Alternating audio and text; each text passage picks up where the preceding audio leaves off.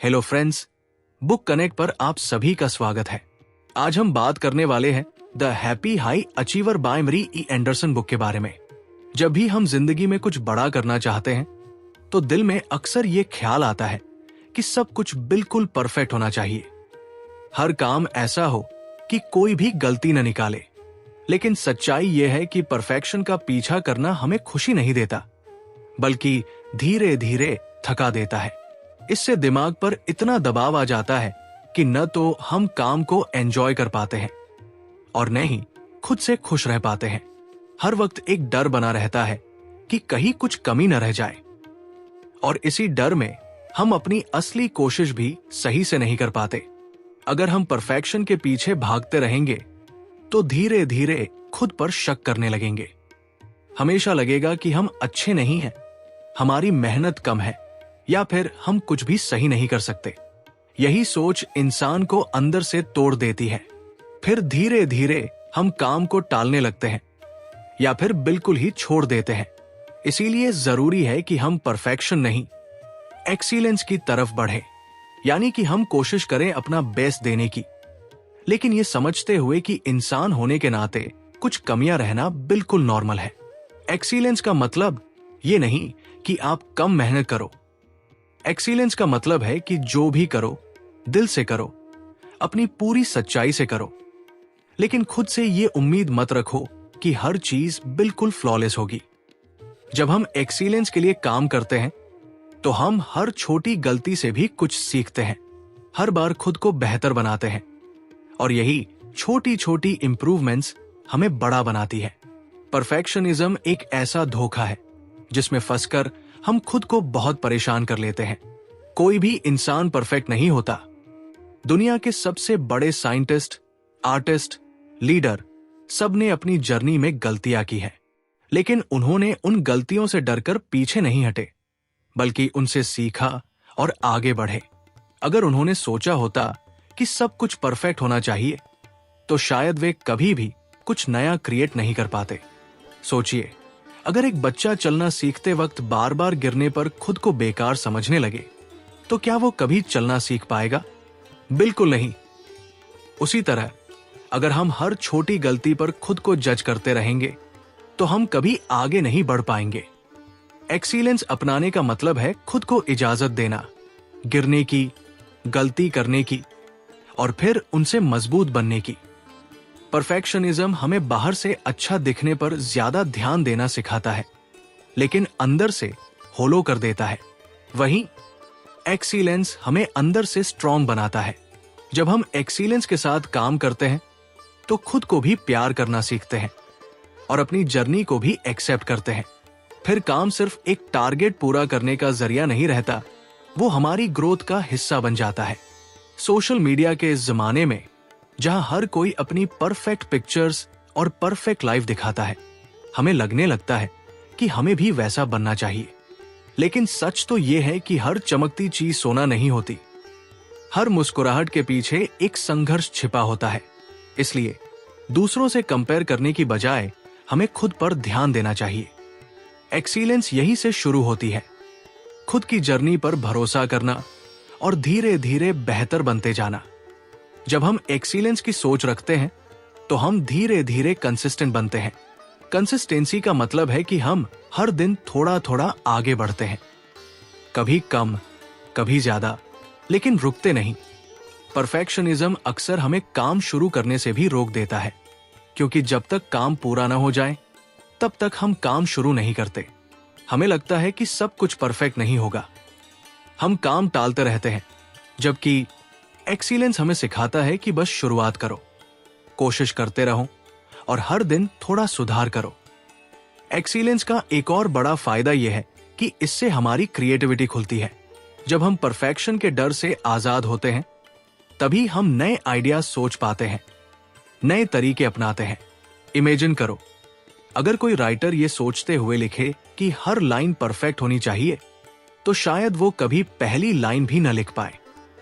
लेकिन अगर वो सोचे कि मैं अपना बेस्ट दूंगा तो वो बिना डर के लिखेगा और धीरे धीरे उसका काम भी निखरेगा। एक्सीलेंस हमें दूसरों के साथ भी बेहतर रिश्ते बनाने में मदद करती है। जब हम खुद को इंसान समझते हैं, गलतियों के साथ, तो दूसरों की गलतियां भी ज्यादा समझ पाते हैं। हम हर बात पर गुस्सा नहीं करते, छोटी छोटी बातों को दिल से नहीं लगाते। रिलेशनशिप्स में पेशेंस और अंडरस्टैंडिंग अपने आप बढ़ जाती है। एक्सीलेंस का एक और ब्यूटीफुल असर ये होता है कि हम छोटे छोटे अचीवमेंट्स के लिए भी थैंकफुल बनते हैं। ग्रैटिट्यूड हमारी जिंदगी में पॉजिटिविटी लाता है। हम हर छोटे स्टेप पर खुश होना सीखते हैं। फिर सक्सेस कोई बहुत बड़ी चीज नहीं लगती, बल्कि हर दिन की छोटी छोटी ग्रोथ में खुशी मिलने लगती है। अगर प्रैक्टिकल लाइफ की बात करें तो मान लो आपको कोई प्रोजेक्ट करना है। अगर आप सोचते हो कि मुझे इसे परफेक्ट करना है, तो आप खुद पर इतना प्रेशर डाल लोगे कि काम शुरू करना ही भारी लगेगा। लेकिन अगर आप सोचते हो कि मैं पूरी ईमानदारी से अपना बेस्ट दूंगा, तो आप हल्के दिल से काम करोगे, खुश रहोगे और काम भी अच्छा होगा। एक्सीलेंस को अपनाना कोई एक दिन का काम नहीं है, ये एक प्रोसेस है।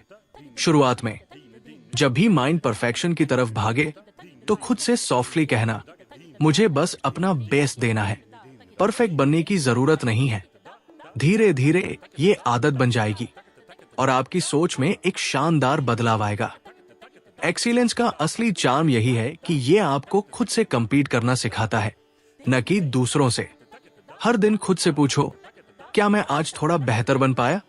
अगर जवाब हाँ है, तो यही सबसे बड़ी जीत है। याद रखो, दुनिया में जिन लोगों ने कुछ बड़ा अचीव किया है, उन्होंने कभी परफेक्ट बनने की कोशिश नहीं की थी। उन्होंने बस ये ठान लिया था कि हर दिन कुछ नया सीखना है, खुद को बेहतर बनाना है। इसी एटीट्यूड ने उन्हें वहां पहुंचाया जहां आज वे हैं। तो जब अगली बार किसी नए चैलेंज का सामना हो, तो परफेक्शन के बोझ को छोड़ देना, दिल से अपना बेस्ट देना, मेहनत करना और फिर रिजल्ट को एक्सेप्ट करना। यही असली सक्सेस है। जब हम कोशिश करते हैं, सीखते हैं और अपने सफर को भी एंजॉय करते हैं। जिंदगी बहुत छोटी है उसे परफेक्शन के पीछे भागते हुए बिताने के लिए।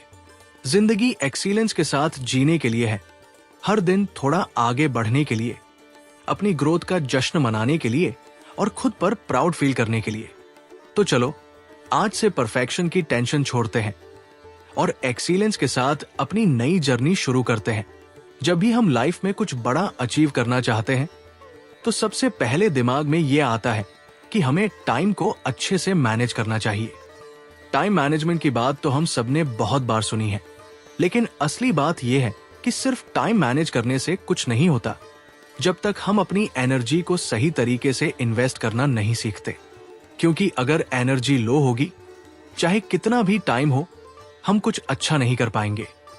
और अगर एनर्जी हाई होगी, तो कम टाइम में भी हम अपना बेस्ट दे सकते हैं। एनर्जी का मतलब सिर्फ फिजिकल ताकत नहीं है, इसमें मेंटल, इमोशनल और इवन स्पिरिचुअल एनर्जी भी आती है। जब हम थके हुए होते हैं, परेशान होते हैं या अंदर से टूटे हुए होते हैं, तो हमारा काम करने का तरीका, हमारी सोचने की क्षमता सब पर असर पड़ता है। इसलिए जरूरी है कि हम टाइम की चिंता करने से पहले अपनी एनर्जी का ध्यान रखें। आज की दुनिया में हसल कल्चर बहुत फेमस हो गया है। हर जगह ये सुनने को मिलता है, keep grinding, never stop, work harder than everyone else वगैरह वगैरह। लेकिन कोई ये नहीं बताता कि बिना रिचार्ज हुए लगातार दौड़ते रहना हमें खाली कर देता है। ऐसा लगता है कि हम दौड़ तो रहे हैं, लेकिन अंदर से धीरे धीरे थकते जा रहे हैं। सस्टेनेबल सक्सेस सिर्फ मेहनत से नहीं आती, वो आती है स्मार्ट तरीके से एनर्जी को मैनेज करने से। रेस्ट को अक्सर हम आलस समझ लेते हैं। लगता है अगर हमने आराम किया तो हम पीछे रह जाएंगे। लेकिन सच ये है कि रेस्ट कोई लग्जरी नहीं है, ये एक नीड है। जैसे मोबाइल को चार्ज करना पड़ता है, वैसे ही हमें भी खुद को रिचार्ज करना जरूरी है। जब हम ठीक से सोते हैं, खुद को रिलैक्स करने का टाइम देते हैं, तो हमारा दिमाग और बॉडी दोनों बेहतर काम करते हैं। बिना गिल्ट के रेस्ट लेना भी एक स्किल है जो हमें खुद से सीखनी चाहिए। सेल्फ केयर भी एनर्जी इन्वेस्टमेंट का बहुत इंपॉर्टेंट हिस्सा है। सेल्फ केयर का मतलब सिर्फ स्पा जाना या वेकेशन लेना नहीं है। सेल्फ केयर का असली मतलब है रोजाना अपनी हेल्थ, मेंटल पीस और हैप्पीनेस के लिए छोटे छोटे स्टेप्स लेना, जैसे अच्छी नींद लेना, अच्छा खाना खाना, थोड़ा एक्सरसाइज करना, अपने माइंड को पॉजिटिव रखना। ये सब चीजें मिलकर हमारी एनर्जी को स्ट्रॉन्ग बनाती है। हेल्दी रूटीन बनाना बहुत जरूरी है। रूटीन हमें डिसिप्लिन सिखाते हैं और हमारे सिस्टम को सपोर्ट करते हैं। जब हमारे पास एक अच्छा रूटीन होता है तो हमें हर छोटी चीज के लिए एनर्जी खर्च नहीं करनी पड़ती। हम ऑटो मोड में अच्छे डिसीजंस ले सकते हैं, जैसे सुबह उठकर मेडिटेशन करना, दिन में थोड़ी देर वॉक पर जाना, रात को टाइमली सोना। ये छोटी छोटी आदतें बहुत बड़ा फर्क लाती है। मेंटल एनर्जी को बचाने के लिए बाउंड्रीज बनाना भी जरूरी है। आजकल हर वक्त नोटिफिकेशंस, ईमेल्स, मैसेजेस हमारे अटेंशन को खींचते रहते हैं। हर बार जब हम फोकस खोते हैं, हमारी एनर्जी कम होती है। इसलिए हमें कॉन्शियसली डिसाइड करना चाहिए कि हम किस चीज को हाँ कह रहे हैं और किसे ना। हर ना कहने का मतलब है अपनी एनर्जी को प्रोटेक्ट करना। इमोशनल एनर्जी भी बहुत वैल्यूएबल होती है। जब हम हर छोटी बात पर नाराज होते हैं, हर चीज को दिल पर ले लेते हैं, तो हमारी इमोशनल बैटरी जल्दी ड्रेन हो जाता है। हमें यह सीखना जरूरी है कि कैसे छोटे छोटे इरिटेशंस को छोड़ दिया जाए, कैसे खुद को फॉरगिव किया जाए और दूसरों को भी। जब हम अपने इमोशंस को बेहतर हैंडल करते हैं तो हम अंदर से ज्यादा कम और स्ट्रॉन्ग महसूस करते हैं। स्पिरिचुअल एनर्जी का मतलब है अपने अंदर एक सेंस ऑफ पर्पस और कनेक्शन महसूस करना। जब हम जानते हैं कि हम क्यों कर रहे हैं जो कर रहे हैं, तो हमारे अंदर एक अलग लेवल की मोटिवेशन आता है। कभी कभी बस 10 मिनट के लिए नेचर में बैठना, भगवान का धन्यवाद करना या अपनी लाइफ की अच्छाइयों को याद करना भी हमारी स्पिरिचुअल एनर्जी को बूस्ट कर सकता है। एनर्जी मैनेजमेंट का मतलब यह भी है कि हमें अपने हाई एनर्जी और लो एनर्जी टाइम को पहचानना आना चाहिए। हर इंसान का एक नेचुरल रिदम होता है। कुछ लोग सुबह सबसे प्रोडक्टिव होते हैं, कुछ रात को। हमें अपना बेस्ट एनर्जी टाइम पहचानकर सबसे महत्वपूर्ण काम उसी टाइम में करना चाहिए। इससे कम एफर्ट में ज्यादा अच्छा आउटपुट मिलता है। बहुत बार हम ये सोचते हैं कि ज्यादा बिजी रहने का मतलब है कि हम प्रोडक्टिव हैं, लेकिन बिजी होना और प्रोडक्टिव होना दो अलग चीजें हैं। अगर हम अपनी एनर्जी को सही कामों में नहीं लगा रहे, तो चाहे हम दिन भर भागते रहें, कोई रियल प्रोग्रेस नहीं होगा। इसलिए जरूरी है कि हम क्लियर रहें कि हमें किस डायरेक्शन में एनर्जी डालनी है। नेगेटिव लोगों और सिचुएशन से दूर रहना भी एनर्जी इन्वेस्टमेंट का हिस्सा है। कुछ लोग ऐसे होते हैं जो हमेशा कंप्लेन करते हैं, क्रिटिसाइज करते हैं या नेगेटिविटी फैलाते हैं। ऐसे लोगों के साथ टाइम बिताने से हमारी एनर्जी भी ड्रेन होती है। इसलिए हमें अपने आसपास पॉजिटिव, अपलिफ्टिंग लोगों का सर्कल बनाना चाहिए जो हमें इंस्पायर करें, सपोर्ट करें। एनर्जी को बूस्ट करने के लिए छोटे छोटे ब्रेक्स लेना भी बहुत फायदेमंद होता है।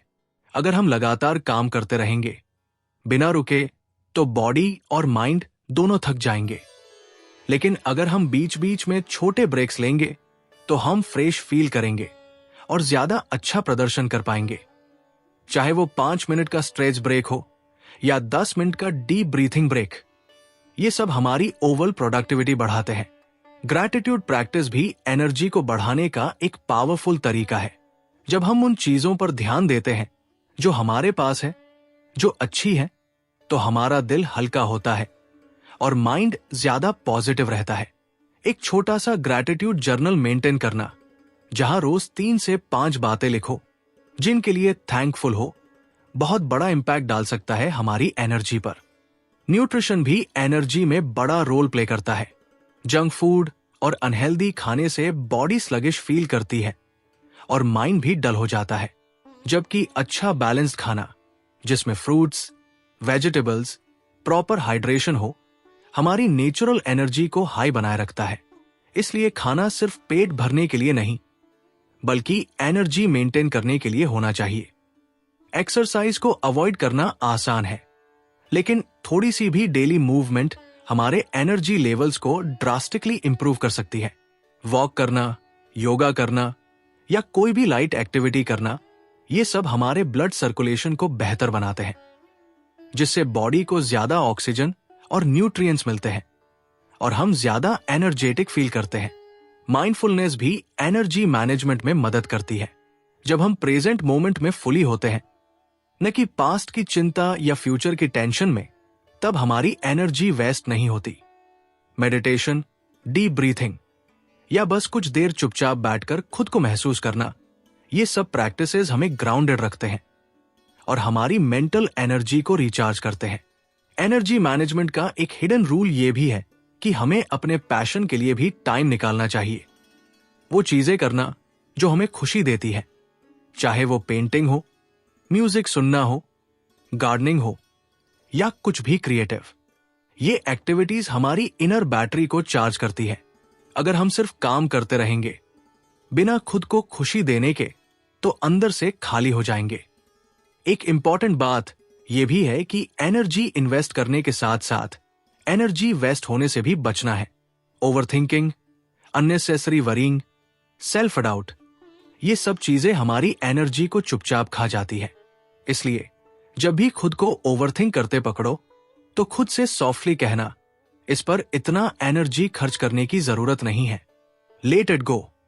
एनर्जी मैनेजमेंट कोई एक बार सीखी जाने वाली चीज नहीं है, ये एक ऑनगोइंग प्रोसेस है। हर दिन अपने आप से पूछो, आज मैंने अपनी एनर्जी कैसे यूज की?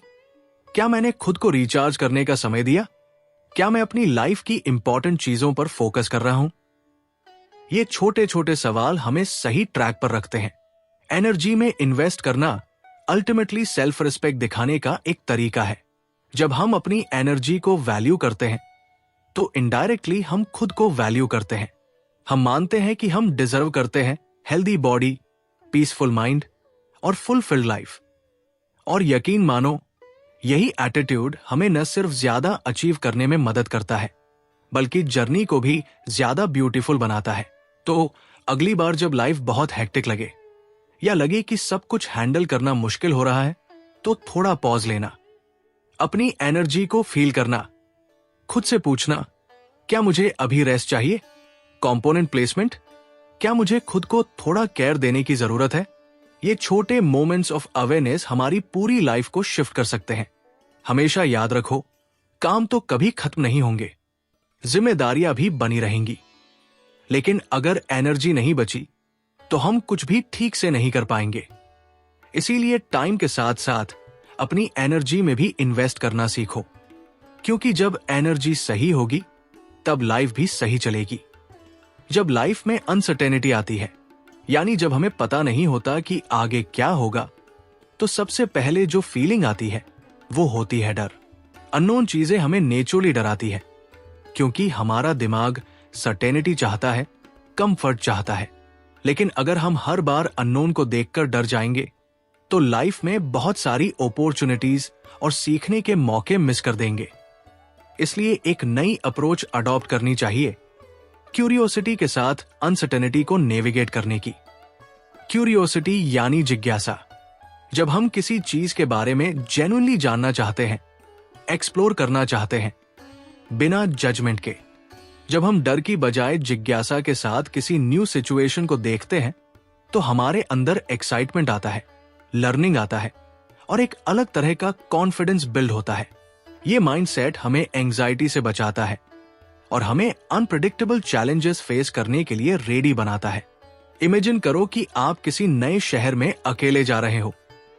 अगर आप डर से सोचोगे कि पता नहीं वहां क्या होगा, अगर कुछ गलत हो गया तो, अगर मैं खो गया तो पूरा एक्सपीरियंस स्ट्रेसफुल हो जाएगा। लेकिन अगर आप क्यूरियोसिटी के साथ सोचो कि देखते हैं ये शहर कैसा है, क्या नया देखने को मिलेगा, कौन से लोग मिलेंगे, तो वही ट्रिप एडवेंचर बन जाएगा। फर्क बस पर्सपेक्टिव का है। क्यूरियोसिटी हमें फ्लेक्सिबिलिटी सिखाती है। जब हम रिजिड माइंडसेट रखते हैं, यानी सोचते हैं कि बस सब कुछ हमारे प्लान के हिसाब से होना चाहिए, तब जैसे ही कुछ अनएक्सपेक्टेड होता है, हम घबरा जाते हैं। लेकिन अगर हम ओपन माइंडसेट रखते हैं, रेडी रहते हैं कि कुछ भी हो सकता है, तो हम उस सिचुएशन को बेहतर तरीके से हैंडल कर पाते हैं। क्यूरियोसिटी हमें मेंटली एजाइल बनाती है।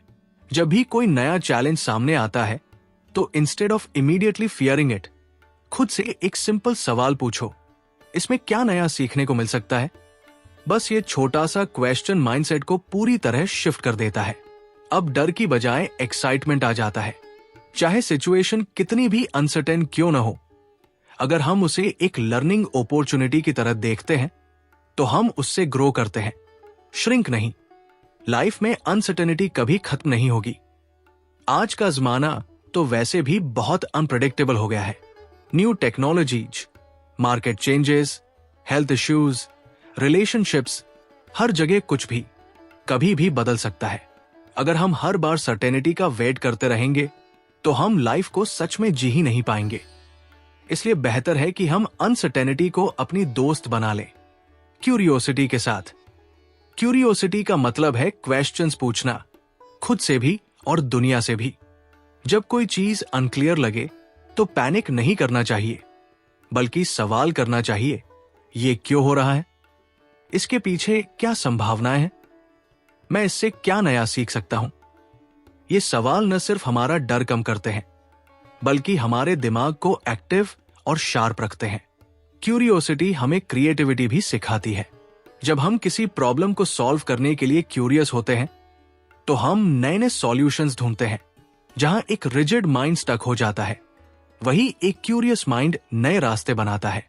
कई बार जो लोग दुनिया में बड़ा बदलाव लाते हैं वो इसलिए कर पाते हैं क्योंकि उन्होंने प्रॉब्लम्स को क्यूरियोसिटी के साथ देखा, न कि डर के साथ। क्यूरियोसिटी के साथ अनसर्टेनिटी को हैंडल करना रेजिलियंस भी बढ़ाता है। रेजिलियंस यानी मुश्किलों में भी टिके रहना, बाउंस बैक करना। जब हम हर चैलेंज को एक एडवेंचर की तरह देखते हैं तो हमारी इमोशनल स्ट्रेंथ बढ़ती है। फिर अगर कोई सेटबैक भी आता है तो हम उसे एंड नहीं मानते, बल्कि एक और लर्निंग एक्सपीरियंस की तरह देखते हैं। रियल लाइफ में भी सोचो, जब कभी आपने किसी मुश्किल टाइम को बिना टूटे हुए पार किया होगा तो कहीं ना कहीं क्यूरियोसिटी ने आपकी मदद की होगी। चाहे वो नया जॉब ज्वाइन करना हो, नए लोगों से मिलना हो, या कोई नया स्किल सीखना हो। जब भी आपने फियर को साइड में रखकर चलो देखते हैं क्या होता है वाली एटीट्यूड अपनाई होगी, आपने ग्रोथ महसूस की होगी। क्यूरियोसिटी हमारी एंजाइटी को भी नेचुरली कम करती है। एंजाइटी अक्सर इमेजिनेशन से आती है। हम सोचते हैं क्या होगा अगर, और फिर वर्स्ट के सिनेरियो इमेजिन करने लगते हैं। लेकिन जब हम क्यूरियस होते हैं तो हम इमेजिनेशन को डिफरेंट डायरेक्शन में यूज करते हैं। हम सोचते हैं क्या नया एक्सप्लोर कर सकता हूं, कौन सी नई चीज सीखने को मिल सकती है। इससे माइंड पॉजिटिव पॉसिबिलिटीज पर फोकस करता है, न कि सिर्फ डेंजर्स पर। प्रैक्टिस के तौर पर जब भी कोई अनसर्टेनिटी आए तो थोड़ा पॉज लेना चाहिए, गहरी सांस लेना चाहिए और खुद से कहना चाहिए, ये अपॉर्चुनिटी हो सकती है, खतरा नहीं। फिर क्यूरियोसिटी के साथ उस सिचुएशन को देखो। ये प्रैक्टिस धीरे धीरे हैबिट बन जाती है और एक दिन आप पाएंगे कि आप नेचुरली हर नए माहौल में एक्साइटेड फील करते हो, डरते नहीं। चिल्ड्रन की तरह क्यूरियोसिटी को फिर से जगाना भी हेल्पफुल होता है। बच्चों को देखो, जब वे दुनिया को एक्सप्लोर करते हैं तो वे हर चीज में वंडर ढूंढते हैं। एक पत्थर भी उन्हें फैसिनेटिंग लगता है। वो डरते नहीं कि अगर कुछ गलत हो गया तो। लॉजिकली वो बस एक्सप्लोर करते हैं। अगर हम भी थोड़ा सा वही इनोसेंस वापस ला सके अपनी माइंडसेट में तो अनसर्टेनिटी भी एक खेल जैसी लगेगी।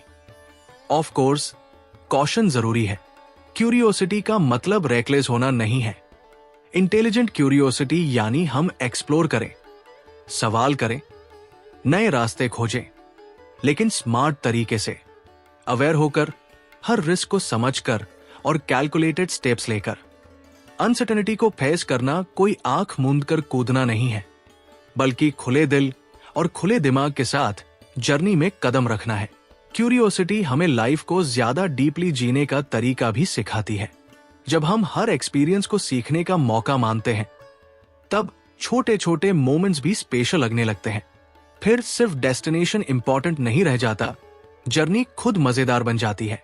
चाहे सक्सेस मिले या न मिले, सीखना और ग्रो करना अपने आप में बेहद फुलफिलिंग बन जाता है। क्यूरियोसिटी की मदद से हम अपनी लिमिटेशंस को भी चैलेंज कर सकते हैं। अक्सर हम सोचते हैं, मैं ये नहीं कर सकता, ये मेरे बस की बात नहीं है। लेकिन अगर हम क्यूरियस माइंडसेट रखें तो हम पूछ सकते हैं, क्यों नहीं? अगर मैं ट्राई करूं तो क्या हो सकता है? और इसी सवाल से नए दरवाजे खुलने लगते हैं, नए एक्सपीरियंसेस आने लगते हैं। अनसर्टेनिटी के समय क्यूरियोसिटी रखने का एक और बड़ा फायदा यह है कि हम दूसरों से भी बेहतर कनेक्ट कर पाते हैं। जब हम अपने असम्पशंस छोड़कर जेन्युइनली लोगों को समझने की कोशिश करते हैं तो रिलेशनशिप्स भी बेहतर होती है। हर इंसान की एक कहानी होती है और क्यूरियोसिटी हमें दूसरों की कहानियां सुनने और उनसे सीखने में मदद करती है। क्यूरियोसिटी हमें जजमेंटल होने से भी बचाती है। जब हम क्यूरियोसिटी से किसी सिचुएशन को देखते हैं तो हम जल्दी कंक्लूजन्स नहीं बनाते। हम धैर्य से चीजों को ऑब्जर्व करते हैं, समझते हैं और फिर रिस्पॉन्ड करते हैं। इससे हमारा पर्सपेक्टिव ब्रॉड होता है और हम ज्यादा मैच्योर तरीके से सिचुएशंस को हैंडल कर पाते हैं।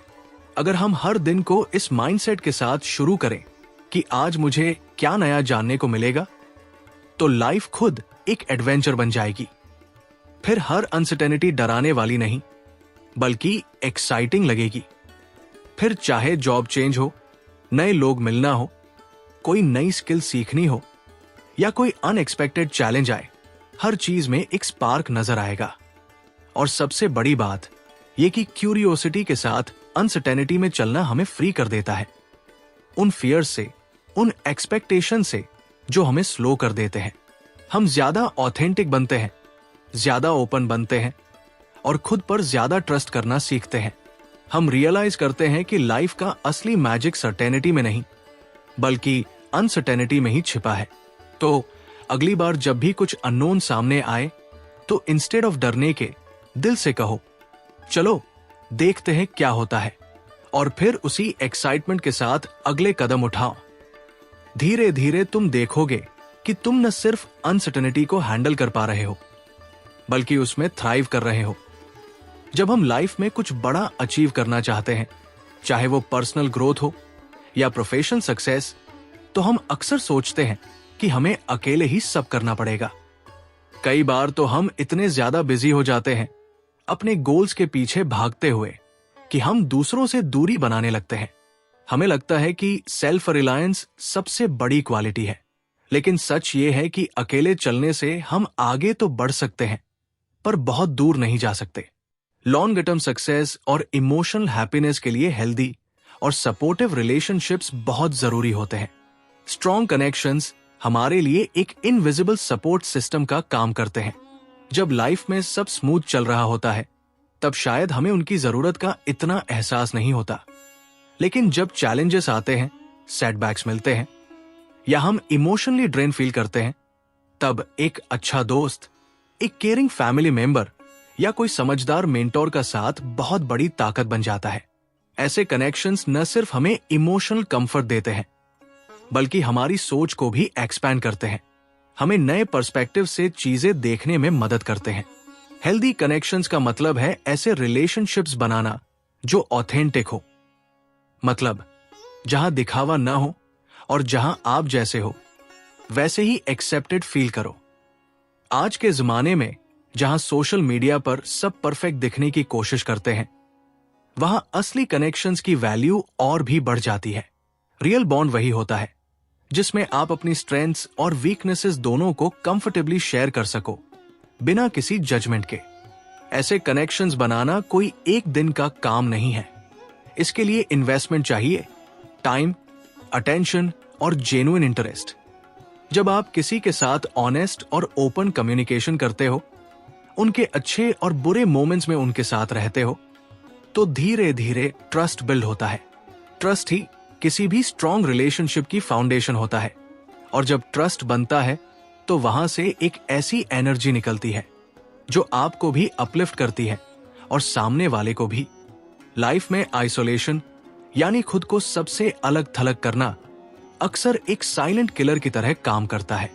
शुरुआत में लगता है कि मैं अकेले ही सब संभाल सकता हूं, लेकिन धीरे धीरे ये लोनलीनेस बन जाती है और लोनलीनेस इंसान को अंदर से तोड़ देती है। कई बार सबसे स्ट्रांग दिखने वाले लोग भी अंदर से अकेलेपन से जूझ रहे होते हैं। सिर्फ इसलिए क्योंकि उन्होंने मदद मांगना या सपोर्ट एक्सेप्ट करना वीकनेस समझ लिया था। लेकिन सच्चाई यह है कि मदद मांगना कमजोरी नहीं, बल्कि मैच्योरिटी की निशानी है। जब हम अपने आसपास ऐसे लोग रखते हैं जो जेन्युइनली हमारा भला चाहते हैं, तो हम खुद भी बेहतर इंसान बनते हैं। पॉजिटिव एनवायरनमेंट हमें इंस्पायर करता है, हमारी गलतियों पर प्यार से फीडबैक देता है और हमें ग्रो करने के लिए पुश करता है। वहीं अगर हम टॉक्सिक लोगों से घिरे हों जो सिर्फ क्रिटिसाइज करते हैं, एनर्जी ड्रेन करते हैं, तो चाहे हम कितनी भी मेहनत कर लें, अंदर से होलो महसूस करेंगे। इसलिए सही कनेक्शंस चुनना बहुत जरूरी है। प्रोफेशनल सक्सेस के लिए भी कनेक्शंस बहुत बड़ा रोल प्ले करते हैं। नेटवर्किंग का नाम तो आपने सुना ही होगा, लेकिन नेटवर्किंग सिर्फ बिजनेस कार्ड्स एक्सचेंज करना नहीं है। रियल नेटवर्किंग का मतलब है ऑथेंटिक रिलेशनशिप्स बनाना, जहां बिना किसी सेल्फिश मोटिव के दूसरों की मदद करो और बदले में वे भी आपकी ग्रोथ में मदद करें। जब ट्रस्ट और गुडविल से बनी हुई नेटवर्क होती है, तो अपॉर्चुनिटीज अपने आप आने लगती है। हेल्दी कनेक्शंस बनाते वक्त एक बात हमेशा याद रखनी चाहिए, रिलेशनशिप्स में हमेशा गिव एंड टेक होता है। अगर आप सिर्फ लेने की सोचोगे, मुझे क्या फायदा मिलेगा, तो रिलेशनशिप्स जल्दी टूट जाते हैं।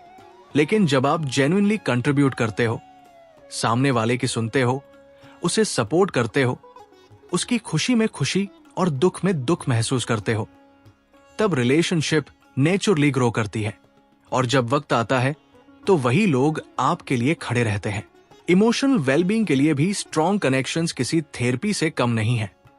जब आप किसी सेफ स्पेस में अपने दिल की बात शेयर कर सकते हो, अपने डर, अपनी खुशी, अपनी फीलिंग्स खुलकर बता सकते हो, तो एक बहुत बड़ा इमोशनल बर्डन अपने आप हल्का हो जाता है।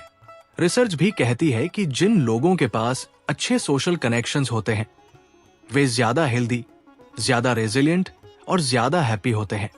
लेकिन कनेक्शंस सिर्फ क्वांटिटी का गेम नहीं है। जरूरी नहीं कि आपके पास बहुत सारे फ्रेंड्स हो, जरूरी यह है कि आपके पास कुछ जेन्युइन लोग हो जिन पर आप पूरी तरह ट्रस्ट कर सकते हो। Quality matters more than quantity. 2-3 authentic relationships 1000 superficial acquaintances से कहीं ज्यादा वैल्यूएबल होते हैं। हेल्दी कनेक्शंस बनाने के लिए सबसे पहले खुद भी अच्छा दोस्त बनना पड़ता है। अगर आप चाहते हो कि लोग आपको जेन्युइनली सपोर्ट करें, तो आपको भी दूसरों के लिए वही सपोर्ट बनना पड़ेगा। एम्पैथी, पेशेंस और काइंडनेस वो क्वालिटीज हैं जो किसी भी रिलेशनशिप को मजबूत करती है। जब आप दूसरों को जज किए बिना एक्सेप्ट करते हो, उन्हें स्पेस देते हो कि वे भी अपनी सच्चाई आपके सामने रख सकें, तो वहां से एक ब्यूटीफुल बॉन्ड जन्म लेता है। लाइफ में कुछ ऐसे लोग भी मिलेंगे जो आपकी एनर्जी ड्रेन करेंगे। हर रिलेशनशिप को निभाना जरूरी नहीं है। अगर कोई बार बार आपको नीचा दिखाता है, आपकी ग्रोथ रोकता है या आपकी हैप्पीनेस छीनता है, तो उसे ग्रेसफुली छोड़ देना ही बेहतर है।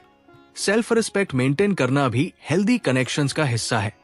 बाउंड्रीज रखना सीखना जरूरी है, ताकि आप अपनी एनर्जी उन रिलेशनशिप्स में लगा सको जो आपको नर्चर करें। सपोर्टिव रिलेशनशिप्स का एक और इंपॉर्टेंट एस्पेक्ट है सेलिब्रेटिंग टुगेदर। जब आप अपनी छोटी बड़ी सक्सेस किसी अपने के साथ सेलिब्रेट करते हो, तो वो खुशी कई गुना बढ़ जाती है।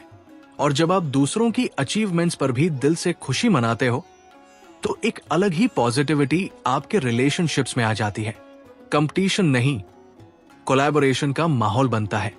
लाइफ में जो लोग सच्चे कनेक्शंस बनाते हैं, उनके पास एक तरह का इमोशनल बैंक होता है। जब भी मुश्किल समय आता है, ये इमोशनल बैंक काम आता है।